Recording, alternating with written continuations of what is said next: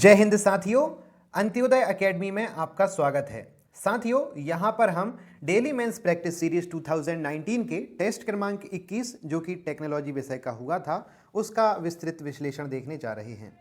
तो साथियों, यदि आप आपकी मुख्य परीक्षा की तैयारी को और ज़्यादा सुदृढ़ बनाना चाहते हैं तो हमारी 5 सितंबर से प्रारंभ होने वाली इस टेस्ट सीरीज़ को ज्वाइन कर सकते हैं। साथ ही में विस्तृत टेस्ट श्रृंखला 35 टेस्ट जिसमें समाहित हैं उनके मॉडल उत्तरों के साथ उनको भी खरीद सकते हैं।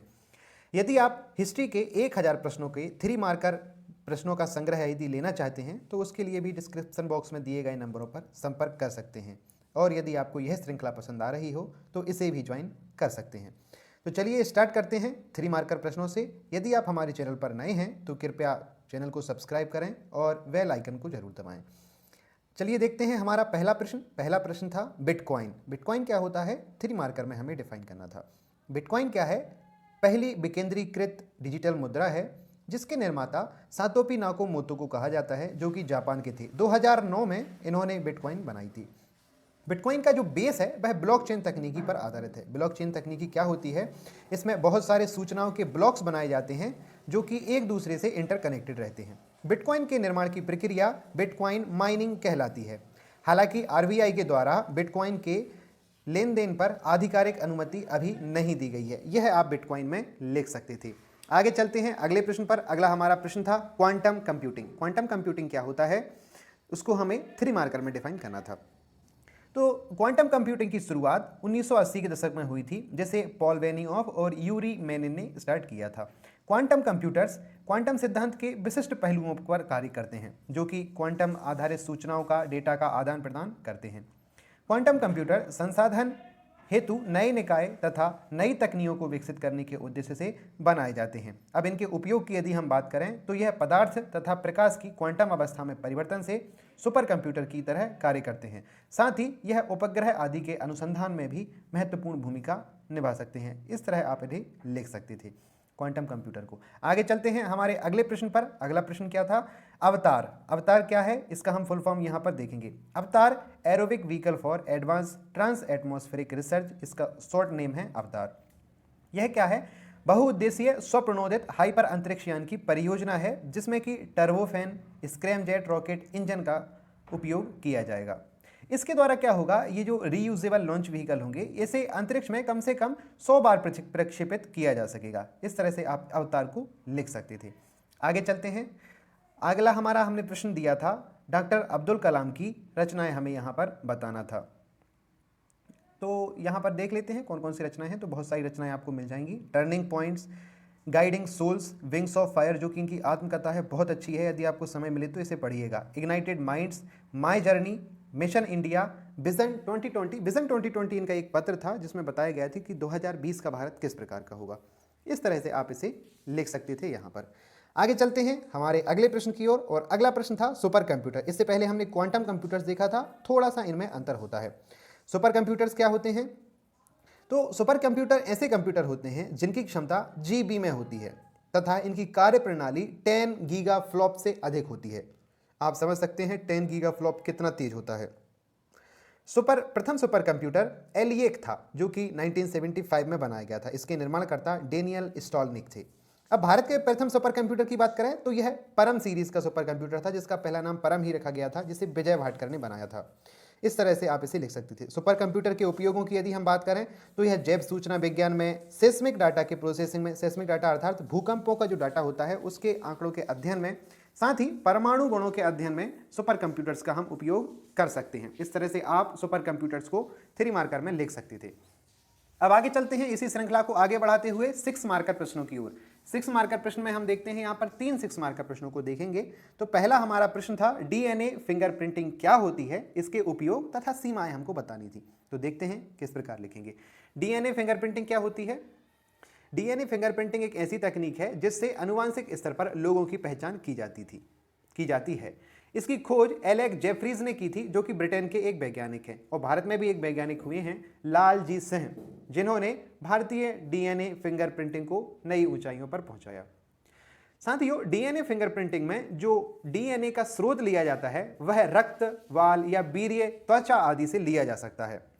डीएनए फिंगरप्रिंटिंग के लाभ क्या होते हैं या उपयोगों की हम बात करें तो ये क्या क्या हो सकते हैं। सबसे पहला तो पैतृक विवादों को सुलझाने में, कैसे, जब कहीं विवाद उठता है कि यह किसी का पुत्र है या नहीं है तो इस मामले की पड़ताल के लिए डीएनए फिंगरप्रिंटिंग का उपयोग ही किया जाता है। साथ ही यदि किसी आनुवांशिक बीमारी का पहचान करना है, उसका पता लगाना है, तब भी डीएनए फिंगरप्रिंटिंग काम में आती है। वास्तविक माता पिताओं की पहचान, अपराधियों के अपराधों को सुलझाने में, सबों की पहचान में डीएनए फिंगरप्रिंटिंग तकनीक का उपयोग किया जाता है।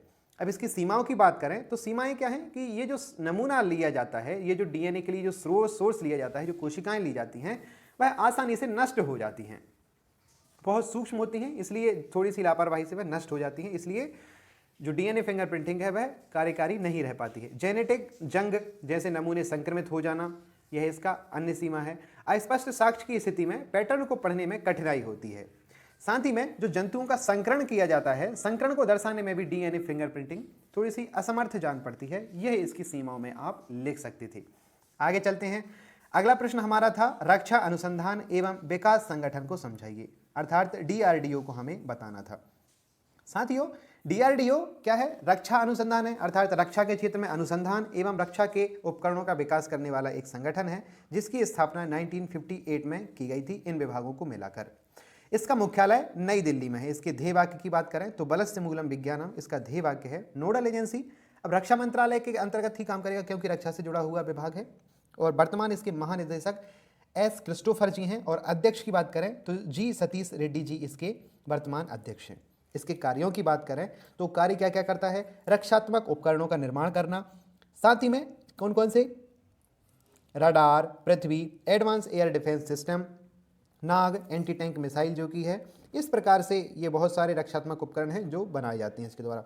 अब ये तो हुए डिफेंडिंग। अब आक्रामक अटैकिंग कौन कौन से हैं? तो इसने बहुत सारी मिसाइल बनाई हैं, जैसे अग्नि, आकाश, ब्रह्मोस, त्रिशूल। बहुत सारे लड़ाकू विमान भी बनाए हैं, आप जानते होंगे तेजस जो कि एक लाइट कम्बैट एयरक्राफ्ट है, तो वह भी इसमें आप लिख सकते हैं।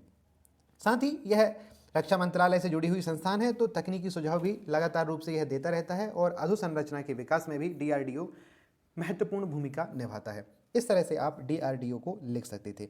आगे चलते हैं। क्लोनिंग क्या है? क्लोनिंग की समस्याएं, लाभ तथा हानियां हमें यहां पर बतानी थी, तो कैसे बताएंगे? चलिए चलते हैं, देखते हैं। सबसे पहले क्या है क्लोनिंग? क्लोनिंग एक अलैंगिक विधि है जिसके द्वारा एकल जनक से विकसित जीव जो कि शारीरिक तथा आनुवंशिक गुणों में जनक के समान होते हैं, उनसे जीव को विकसित करना ही क्लोनिंग कहलाती है। अर्थात क्लोनिंग क्या है? एक अलैंगिक विधि है जिसके द्वारा कोई एकल जनक होगा, उससे एक समान उसी प्रकार के जीव को जनन किया जाता है, वही क्रिया क्लोनिंग कहलाती है।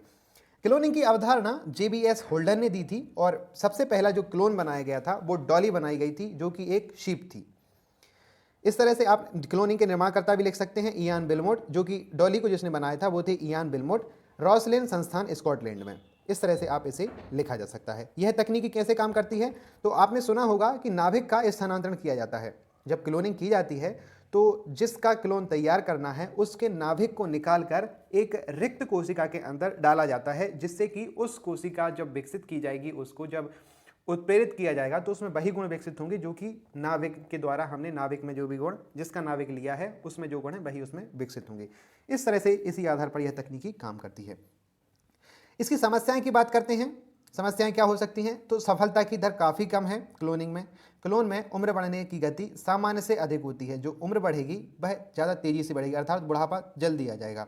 और बहुत सारे देशों ने तो क्लोनिंग को प्रतिबंधित भी कर दिया है। इस तरह से आप ये लिख सकते थे। अब लाभों की बात करें तो प्रत्येक चीज़ के दो पहलू होते हैं, तो लाभ की भी बात हम देखेंगे।